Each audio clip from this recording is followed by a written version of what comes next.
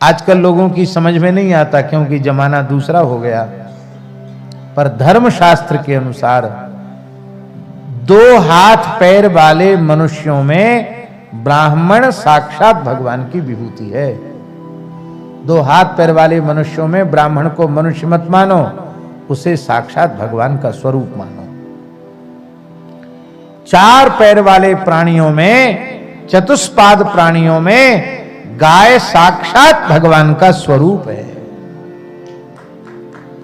इसलिए गौ और ब्राह्मण का सदा आदर करना चाहिए। लोग कहते महाराज आजकल ब्राह्मण अच्छे संस्कार वाले नहीं हैं, उनके कर्म देखो तो महाराज उनका चेहरा देखने की इच्छा नहीं होती। ऐसी ऐसी बातें लोग करते हैं जिनमें श्रद्धा नहीं है। पहली बात तो यह है, आपने सबका ठेका क्यों ले रखा है? आपको सब ब्राह्मणों का ठेकेदार किसने नियुक्त कर दिया? आप अपना ठेका तो ले सकते हो, सबका ठेका तो नहीं ले सकते। पहली बात तो यह है। दूसरी बात यह है कि ब्राह्मण क्या कर रहा है क्या नहीं कर रहा है, इसका जिम्मेवार वह स्वयं है। उसका परिणाम उसे खुद भोगना पड़ेगा। आपका उसमें न कोई गुण है न कोई दोष है, किंतु उस सर्वथा धर्म कर्म सदाचार शून्य जो नाम मात्र का ब्राह्मण है, उस नाम मात्र के ब्राह्मण को भी ब्राह्मण मानकर यदि आप श्रद्धा करेंगे तो ब्राह्मण की उपासना से जो कुछ प्राप्त होता है, ब्राह्मण की भक्ति से जो कुछ प्राप्त होता है, वो फल आपको मिल जाएगा। ये हम प्रतिज्ञा पूर्वक ये बात हम कहते हैं, श्रद्धा पूर्वक करो।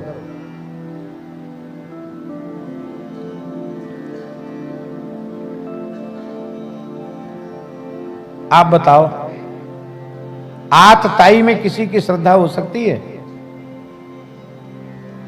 आतताई बधारहण, आतताई मार डालने के योग्य होता है, उसको जीवित नहीं छोड़ना चाहिए।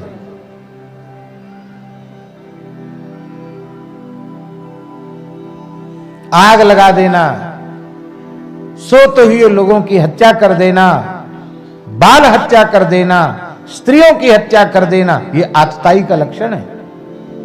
ऐसे आतताई को जीवित नहीं छोड़ना चाहिए। पांडवों के शिविर में द्रोणाचार्य पुत्र अश्वत्थामा ने प्रवेश किया, सोते हुए वीरों की हत्या की, द्रौपदी के 5 पुत्रों की हत्या कर दी, आग लगा दी शिविर में। कितनी स्त्रियां मारी गईं? वो आतताई था अश्वत्थामा। और भगवान ने कहा अर्जुन से, क्या देख रहे तमाशा, मार डालो इसको। पर अर्जुन बड़े बुद्धिमान, क्यों? सखा है ना। तेरे मन की हम जानी, गहरे कर यार अमल पानी। है तो होरी को पद, पर सखा कहते हैं लाला तेरे मन की हम जानी, तेरे मन की हम जाने। तो अर्जुन समझते हैं अभी तो कहते मार दो, बाद में कहेंगे तुम्हें ब्रह्म हत्या लगी, हमको मत छूना। बोले ये दोनों तरफ चलते हैं ठाकुर जी। श्री कृष्ण कई बार दोनों तरफ चलने लग जाते हैं। अर्जुन बड़े बुद्धिमान, उन्होंने आज्ञा का पालन नहीं किया, सुनते रह गए। बोले प्रभु मैंने द्रौपदी के सामने प्रतिज्ञा की कि तुम्हारे पुत्रों की हत्या करने वाले को तुम्हारे चरणों में उपस्थित करूंगा, तो मैं मार दूंगा तो प्रतिज्ञा कट जाएगी मेरी। इतने चतुर हैं अर्जुन। और द्रौपदी के सामने उपस्थित किया। मैं निवेदन कर रहा हूं, अश्वत्थामा के कर्म क्या श्रद्धा के योग्य थे? पर द्रौपदी ने बंधे हुए अश्वत्थामा को देखा तो भूमि पर मस्तक रखकर प्रणाम किया। मुच्यता मुच्यता मेष ब्राह्मणो नितरांग गुरु। ये छोड़ दो, ये ब्राह्मण है, ये तो सबका गुरु है, ये सबका गुरु है, ये ब्राह्मण है, इसका तिरस्कार मत करो, इसको छोड़ दो। किसी ने नहीं छोड़ा। तब द्रौपदी ने आगे कहा, द्रौपदी ने कहा कि मैं क्षत्राणी हूं, अपने 5 पुत्रों की हत्या की पीड़ा को मैं सहन कर सकती हूं, कर रही हूं, पर इसकी माता ब्राह्मणी है। द्रोणाचार्य के दिवंगत होने के बाद भी वह सती नहीं हुई, क्योंकि पुत्र अश्वत्थामा में उसकी ममता थी। अश्वत्थामा का तुम लोग वध कर दोगे तो इसकी माता कृपी रुदन करेगी, कहेगी ये क्षत्रिय कितने दुष्ट हो गए, इन्होंने हमारा पति पहले हमसे छीन लिया और मैं केवल अपने बेटे के सहारे जीवित थी, मेरा बेटा भी मेरे हाथ से छीन लिया। ऐसा कहकर बेचारी भटकेगी, रोएगी। और जिस राजा के शासन में गौ और ब्राह्मण रोते हैं उस राजा का समूल नाश हो जाता है। क्या इस रहस्य को तुम लोग नहीं जानते हो? तुम धर्मनंदन हो, फिर ऐसा कैसे कर सकते हो? स एष भगवान द्रोण प्रजा रूपेण वर्तते। अरे इन्हें अश्वत्थामा मत मानो, ये तुम्हारे गुरु द्रोणाचार्य हैं, क्योंकि वेद में लिखा है आत्मा वही जायते पुत्र इति वेदानुशासनम, पुत्र पिता की आत्मा होता है। जिन भगवान द्रोणाचार्य के चरणों में बैठकर तुमने सांगोपांग धनुर्वेद का ज्ञान प्राप्त किया, वही द्रोणाचार्य अश्वत्थामा के रूप में है। युधिष्ठिर का हृदय भर आया, देवी हम धन्य हैं तुम्हारी जैसी धर्मनिष्ठ पत्नी को प्राप्त करके। हैं? पत्नी किसको कहते बाबा?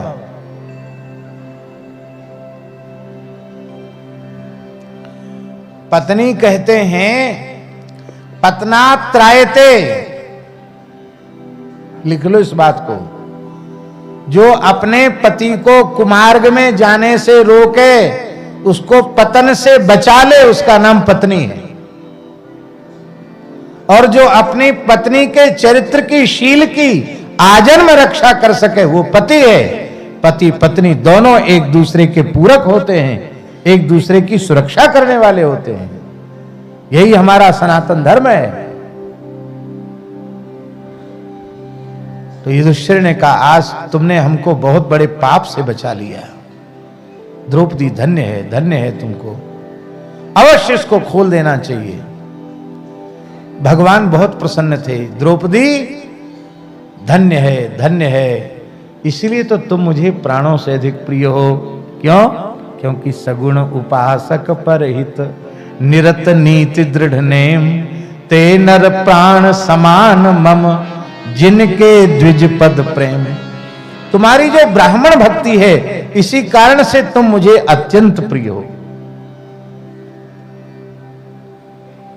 तो ये कथा हमको नहीं कहनी, हमको तो केवल ये बताना है कि अश्वत्थामा ने ऐसे दूषित कर्म किए, फिर भी द्रौपदी उनमें श्रद्धा रख सकती है। तो हम ब्राह्मण में श्रद्धा क्यों न रखें? हम गाय में श्रद्धा क्यों न रखें? हमें अवश्य रखनी चाहिए। धर्म, कर्म और सदाचार से संपन्न, तप, श्रुत और ज्ञान से संपन्न ब्राह्मण प्रज्वलित यज्ञीय अग्नि के समान है, यज्ञाग्नि के समान पवित्र है। और धर्म, कर्म, सदाचार से हीन ब्राह्मण वह चिताग्नि के समान है, श्मशान अग्नि के समान है। लेकिन हम आपसे पूछते हैं, भले ही श्मशान अग्नि अपवित्र होती है, पर वो बड़े से बड़े नगर को, गांव को जला सकती कि नहीं जला सकती? यज्ञाग्नि जला सकती है, तो क्या चिताग्नि नहीं जला सकती है क्या? जलाने में तो चिताग्नि भी समर्थ है। इसलिए भैया, नाम मात्र का भी ब्राह्मण हो तो भी अपमान मत करो। क्या कहें, लोग कहते हैं पता नहीं कैसी कथा बांधते हैं ये। हम नहीं बांधते, पोथी में ऐसा लिखा हुआ है।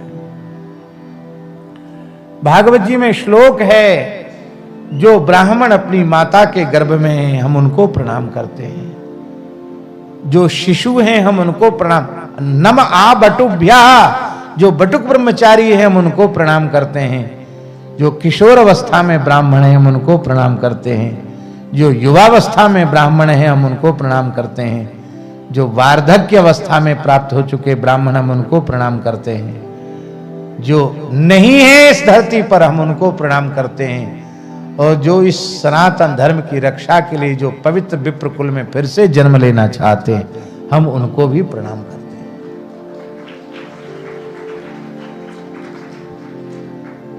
ताली तो बजा रहे हो। और ये परासोली गांव ब्राह्मणों का गांव है, हाँ, पर ये ब्राह्मण में महिमा इसलिए नहीं सुनाई जा रही है कि अपनी पीठ खुद ही ठोक लो। हाँ, अब तो हम ब्राह्मण हैं, पंडित जी हैं, अब हमारे कछु करवो शेष नहीं है, इसलिए महिमा नहीं सुनाई जा रही है। ये ब्राह्मण की महिमा इसलिए सुनाई जा रही है कि ब्राह्मण अपनी महिमा को समझकर अपने स्वरूप को संभाल ले और अपनी मर्यादा में अपने स्वरूप में स्थित हो जाए। जहां कहीं भी साधु की महिमा बहुत है, संत की बहुत महिमा है, संतन की महिमा रघुराई बहुविध विध पुराणन गाई।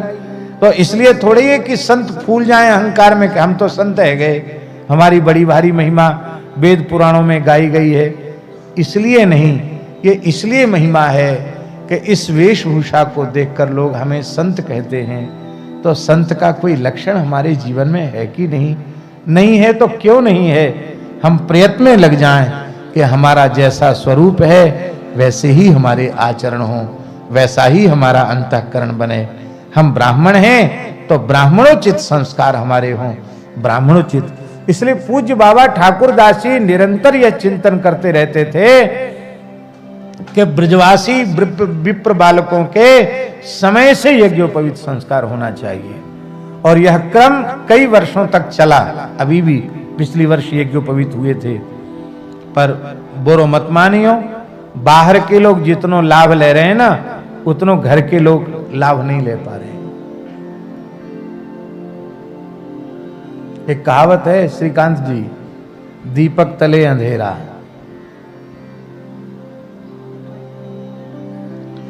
अलवर तक से लोग यहां कथा सुनने आए हैं, वृंदावन से लोग कथा सुनने आए हैं, हैदराबाद से लोग कथा सुनने आए हैं। और आवश्यक नहीं है कि पूरा गांव यहां कथा सुनने आया हो। गिरिराज जी के लोग कथा सुनने आए हैं।